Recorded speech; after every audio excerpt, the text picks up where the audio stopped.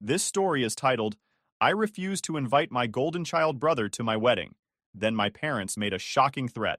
Hey everyone, if you're enjoying these stories and want to support the channel, don't forget to hit that subscribe button. It really helps our channel. Now let's start the video. OP starts by saying, growing up, it was impossible to ignore how differently my parents treated me and my younger brother Liam. I don't think I understood the term golden child back then, but looking back, that's exactly what he was. From the moment he was born, Liam was the star of the family, and I became the supporting character. Before Liam came along, things were different. I have faint but vivid memories of how it used to be. My parents would take me to the park every weekend, push me on the swings, and cheer me on as I clumsily tried to climb the jungle gym. They would read me bedtime stories, using silly voices to make me laugh, and proudly stick my crayon drawings on the fridge like they were masterpieces. I felt like I mattered to them, like I was special. But that all changed when Liam was born. At first, I thought the shift was normal. He was a baby, and babies need attention.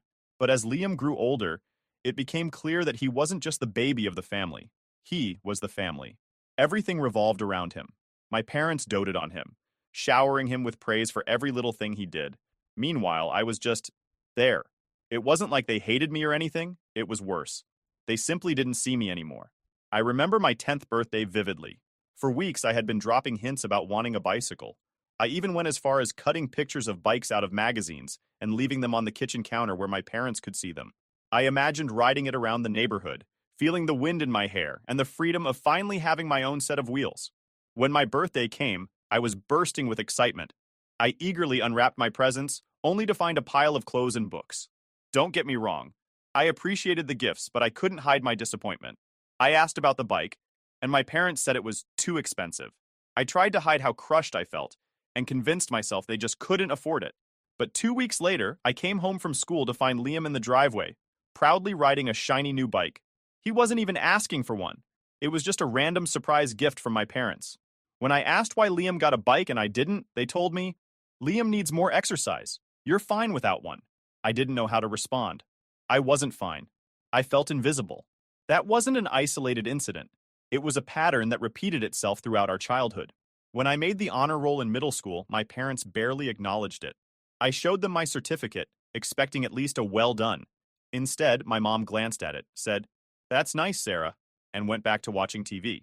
But when Liam got a B+ on a single math test, they acted like he had won a Nobel Prize.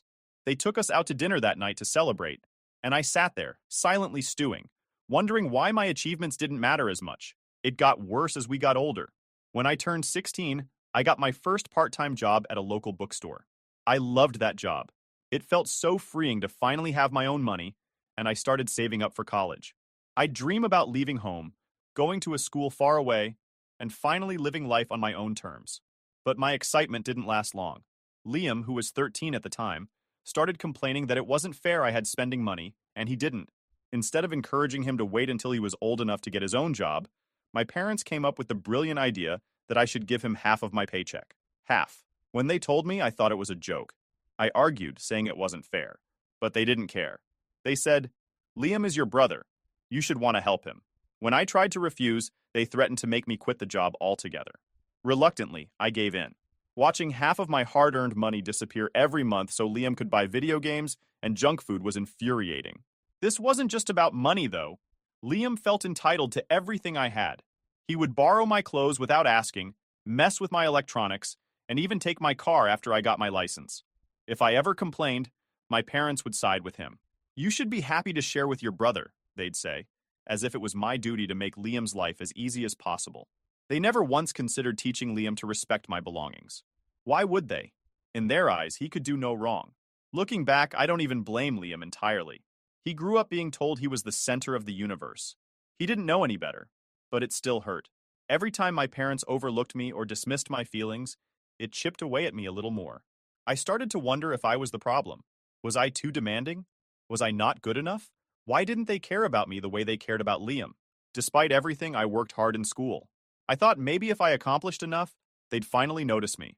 I got straight A's, joined extracurriculars, and volunteered on weekends. But no matter how much I achieved, it was never enough. My parents would give me a polite, good job and move on.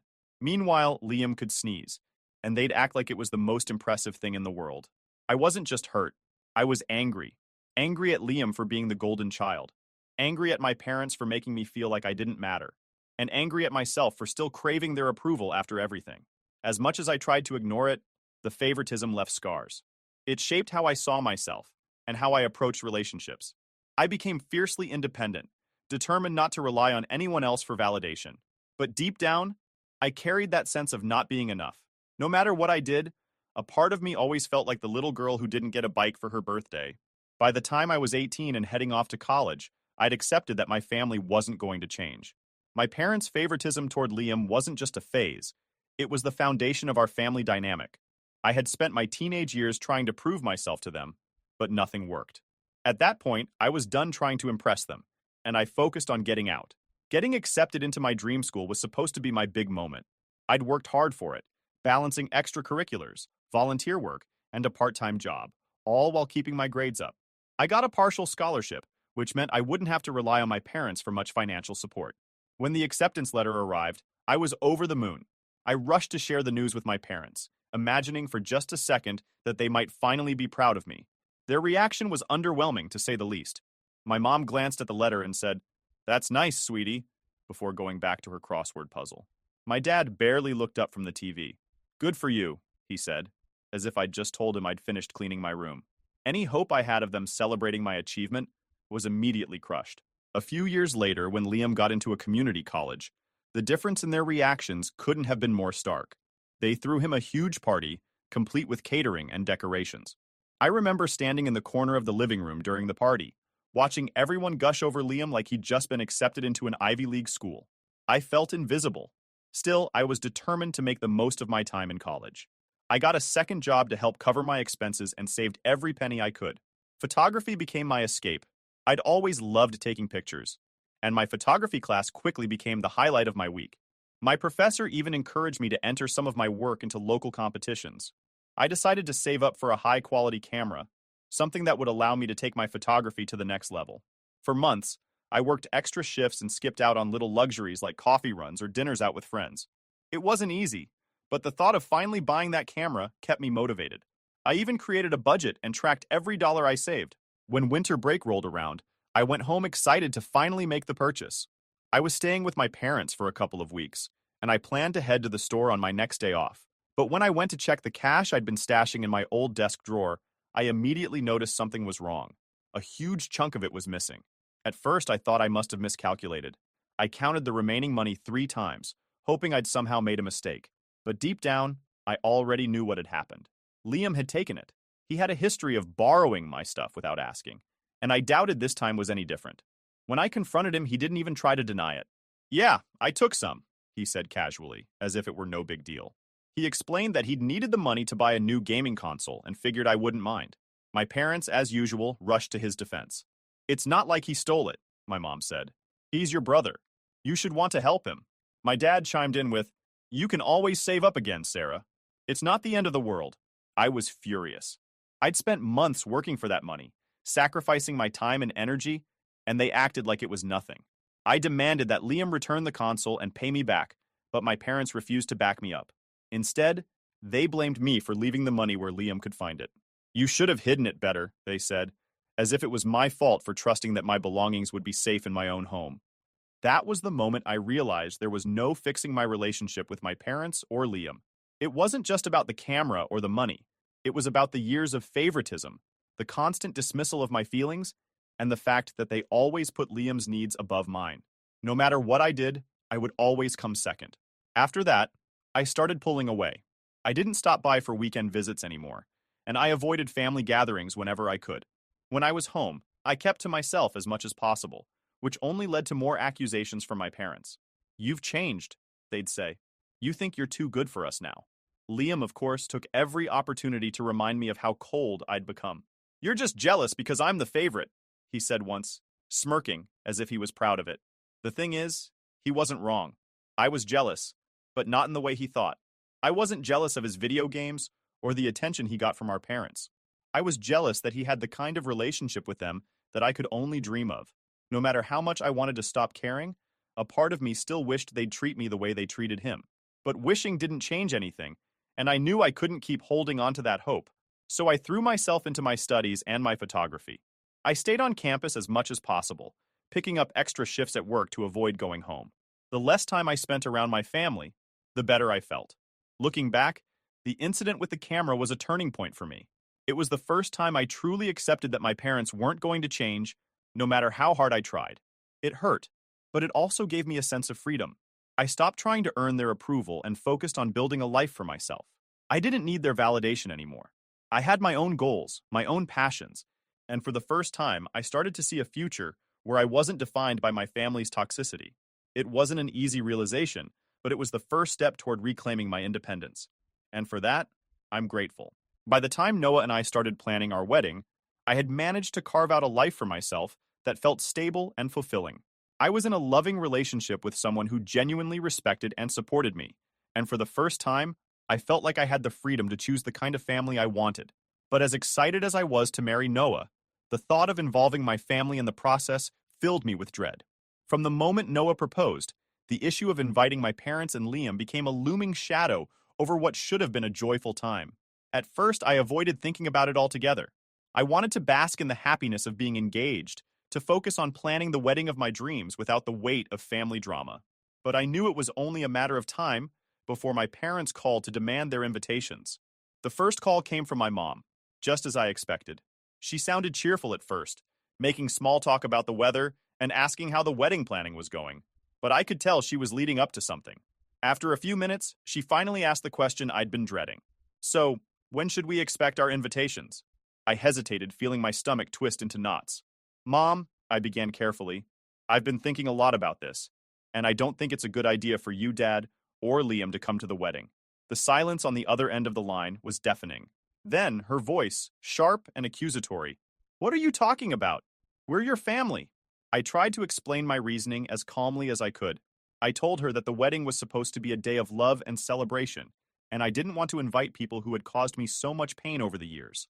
I brought up specific instances of favoritism and how they had affected me, not to guilt her, but to help her understand where I was coming from. Her response was exactly what I had expected and feared. Sarah, you're being selfish, she snapped. You're punishing us for things that happened years ago. Liam is devastated.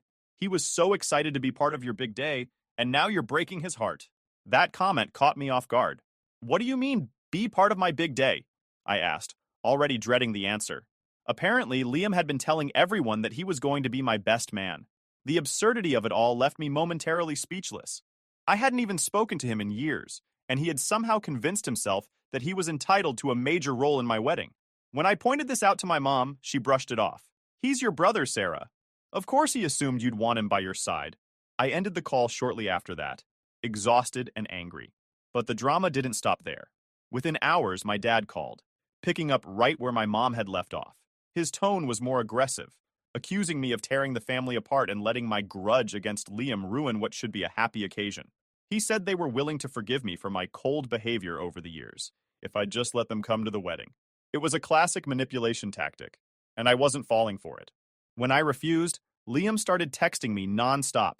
His messages ranged from angry to self-pitying to downright nasty. He called me jealous, bitter, and ungrateful, claiming I was trying to make myself feel important by excluding him. It was as if he had rewritten our entire childhood in his mind, casting himself as the victim and me as the villain. The final straw came when my parents threatened to cut me out of their will if I didn't invite them. A few years ago, that might have scared me, but now it just solidified my decision. I didn't want anything from them. Not their money, not their approval, and certainly not their presence at my wedding. Noah was my rock throughout all of this. He listened patiently as I vented about my family, never once trying to push me in one direction or the other. When I told him I'd decided to stick to my original plan of not inviting them, he supported me wholeheartedly. This is your day, he said. You don't owe them anything. Some of our friends, however, weren't as understanding. A few of them suggested I should invite my family to keep the peace, arguing that I might regret it later if I didn't. Their comments planted a seed of doubt in my mind, and for a brief moment, I wondered if I was being too harsh. But then I thought about all the years of hurt, the constant dismissal of my feelings, and the way my parents had always enabled Liam's entitlement. I knew I was making the right choice. As the wedding drew closer, Noah and I took extra precautions to ensure everything would go smoothly. We hired security for the venue, just in case my family decided to show up uninvited, and we password protected all our vendor accounts to prevent any last-minute sabotage. It felt ridiculous to have to take these steps, but I wasn't about to let them ruin my special day. Despite the stress of dealing with my family, wedding planning with Noah was a joy. We picked out a beautiful outdoor venue, chose a menu that reflected both our tastes, and even practiced our first dance together in the living room, laughing every time one of us accidentally stepped on the other's foot. For the first time in a long while, I felt like I was creating something good, something that was truly mine. I wish I could say that the family drama ended there, but deep down, I knew it wouldn't. My parents and Liam had spent my entire life ignoring my boundaries, and I didn't expect them to start respecting them now. But I also knew I was stronger than I used to be. This time, I wouldn't let them control the narrative. This was my wedding, my life, and I was finally taking the lead. The morning of the wedding was a mix of emotions: excitement, nervousness, and, if I'm honest, a tinge of sadness. As much as I'd prepared myself to go through this day, without my parents and Liam, a small part of me still wished things could have been different. But I didn't dwell on it for long. This was Noah's and my day, and I wasn't going to let any lingering negativity ruin it. I got ready at the venue with my bridesmaids, who were the perfect blend of supportive and entertaining. We laughed over old memories, debated whether my hair should have a few more curls, and gushed over how beautiful everything looked. The venue was even more stunning than I had imagined: a picturesque garden with blooming flowers, soft string lights, and a gentle breeze that made everything feel magical. It was exactly what Noah and I had envisioned. As I sat in front of the mirror getting my makeup done, my maid of honor, Emily, suddenly came into the room, looking flustered. "Sarah, your family is here," she whispered, glancing over her shoulder as if they might appear behind her. I froze for a moment. "What do you mean, here?" I asked, already dreading the answer. Emily explained that my parents and Liam had shown up at the entrance, dressed to the nines and insisting they were here to support me. She said they were arguing with the security team and refusing to leave. I felt a mix of anger and disbelief. After all the drama leading up to this day, I had hoped, naively maybe, that they would finally respect my boundaries. Clearly, I'd been wrong. For a brief moment, I considered going out there myself to handle it, but then I looked at myself in the mirror, dressed in my wedding gown, and realized I couldn't let them derail this day. "Let security handle it," I told Emily firmly. "I'm not getting involved." She nodded and left to check on the situation. I tried to refocus on the moment, but it was hard not to feel a pang of sadness. As much as I'd prepared for this possibility, it still hurt to know that my own family couldn't respect my wishes, even on one of the most important days of my life. Emily came back a few minutes later to let me know that the security team had successfully escorted them off the property. "They put up a bit of a fight, but they're gone now," she said reassuringly. I thanked her and took a deep breath, reminding myself that the worst was over. And then, the moment came. I stood at the end of the aisle, clutching my bouquet as the music began to play. As soon as I saw Noah standing at the altar, all my worries melted away. He looked at me with so much love and excitement that I felt a wave of calm wash over me. This was what mattered: him, us, and the future we were building together. The ceremony was everything I'd hoped it would be. We had written our own vows, and as I spoke mine, I felt an overwhelming sense of gratitude for Noah and the life we were starting together. When it was his turn, he talked about how I had shown him the true meaning of strength and resilience. I'll admit there wasn't a dry eye in the audience, including mine. After the ceremony, we moved to the reception, which was a joyous celebration from start to finish. The food was delicious, the speeches were heartfelt, and the dance floor was packed all night. One of the highlights was Noah's surprise performance. He had written a song for me and performed it with his college band.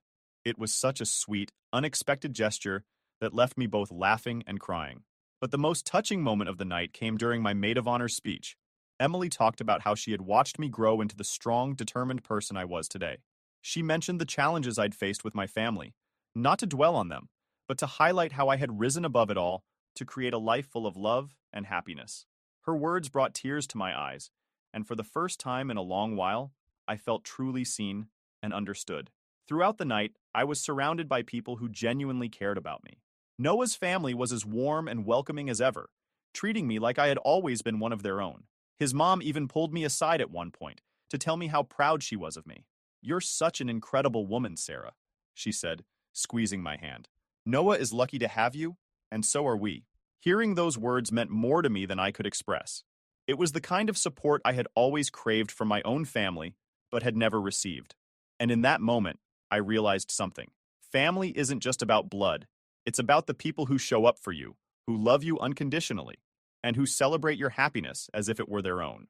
As the night went on, I couldn't help but reflect on how far I'd come. There was a time when I might have let my family's behavior ruin this day. I would have bent over backward to please them, even at the expense of my own happiness. But not anymore. I had grown, learned to set boundaries, and found the strength to prioritize myself and my well-being. Toward the end of the night, as Noah and I danced together under the twinkling lights, he leaned in and whispered, "I'm so proud of you." It was such a simple statement, but it meant everything to me. I knew he wasn't just talking about the wedding. He was proud of me for standing up for myself, for breaking free from the toxic dynamic that had defined so much of my life, and for choosing a future filled with love and positivity. The wedding day wasn't perfect, no day ever is, but it was perfect for us. It was a celebration of love, resilience, and the start of something beautiful. And as I looked around at the smiling faces of our friends and Noah's family, I knew without a doubt that I had made the right decision. The days following the wedding were a whirlwind of emotions, but the overwhelming feeling was relief. For the first time in what felt like forever, I wasn't consumed by family drama. Noah and I were officially married, and we had managed to pull off a beautiful, drama-free wedding despite everything. It felt like the beginning of a new chapter, one where I could finally leave the weight of my family's toxicity behind. Our honeymoon was a perfect reset. We spent 2 weeks in a quiet coastal town, far away from everything and everyone. It wasn't flashy or extravagant, but it was exactly what we needed. We spent our days walking along the beach, exploring local cafes, and just enjoying each other's company. For the first time in years, I felt truly at peace. One evening, as we watched the sunset, Noah brought up something I'd been avoiding since the wedding. "Have you thought about what happens next with your family?" he asked gently. He wasn't pressuring me, just trying to help me process everything. I hesitated, staring out at the waves. "I don't know," I admitted. "Part of me feels like I should reach out and try to fix things, but the other part of me just doesn't want to. I don't want to go back to how things were." Noah nodded thoughtfully. "You don't owe them anything, Sarah," he said. "But whatever you decide, I'll support you." That was the thing about Noah. He never told me what to do or tried to sway my decisions. He just stood by me, no matter what, and that was exactly what I needed. Over the next few days, I thought a lot about his question. My family had spent so many years dismissing my feelings, ignoring my boundaries, and enabling Liam's behavior. Did I really want to reopen that door? The answer, I realized, was no. The wedding had been a wake-up call for me. Their attempt to crash it wasn't just a violation of my boundaries, it was a reminder of how little they respected me. They hadn't changed, and I couldn't keep holding out hope that they would. For my own peace of mind, I needed to move on. When we got back from our honeymoon, I made the difficult decision to block my family's numbers and social media accounts. It wasn't about cutting them out of my life forever. It was about creating space to heal and focus on my future. I knew it wouldn't be easy, but I also knew it was necessary. Of course, moving forward didn't mean there weren't setbacks. A few weeks after the wedding, I got an email from Liam. It was much calmer than the texts he'd sent before the wedding, but it still made me uneasy. In the email, he claimed he had been doing a lot of soul-searching and wanted to make amends. He even acknowledged some of the ways he had hurt me in the past, like taking my camera money and downplaying my achievements. But as much as I wanted to believe he was sincere, I couldn't shake the feeling that it was just another manipulation. After all, this was the same person who had tried to crash my wedding. I replied politely, thanking him for the apology, but making it clear that I wasn't ready to reconnect. My parents, on the other hand, didn't even try to reach out directly. Instead, they went through extended family, spinning their own version of events. I heard from an aunt that my mom had told everyone I was having a mental breakdown and pushing the family away. Another relative tried to guilt me into reconciling, saying my parents were heartbroken and just wanted their daughter back. I had to remind myself that this was exactly why I had created distance in the first place. My family had spent years dismissing my feelings, and now they were doing the same thing, only louder and with more people involved. It hurt, but it also reinforced that I had made the right decision. Through it all, Noah was my anchor. Whenever I felt overwhelmed or started to doubt myself, he was there to remind me of how far I'd come. "You're stronger than you think," he told me one night as we sat on our couch, the city lights twinkling outside. "You've built this amazing life for yourself, Sarah. Don't let anyone take that away from you." And he was right. For the first time in years, I felt like I was in control of my own life. I wasn't living for my family's approval or trying to fix relationships that had never been healthy to begin with. Instead, I was building a future with someone who loved and respected me for who I was. Moving forward didn't mean forgetting the past. It meant learning from it and choosing a different path. And that's exactly what I was doing. I didn't know what the future held, but for the first time, I felt hopeful. Because this time, I was the one writing the story.